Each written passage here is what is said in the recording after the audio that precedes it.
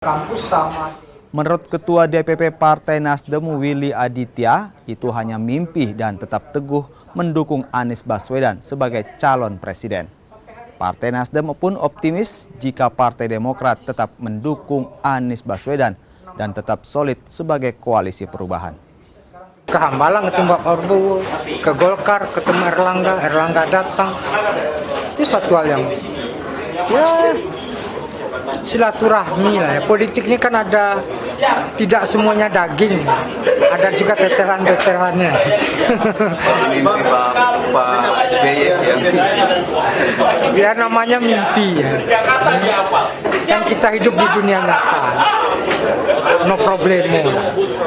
Toh satu kereta itu juga bisa dibayangkan ya, tetap dalam satu spirit membangun Indonesia lah ya. Membangun Indonesia ini kan tidak cukup hanya satu partai, dua partai, satu koalisi, dua koalisi. Kita harus bersama-sama untuk memajukan politik kebangsaan kita. Ini yang selama ini sesat pikir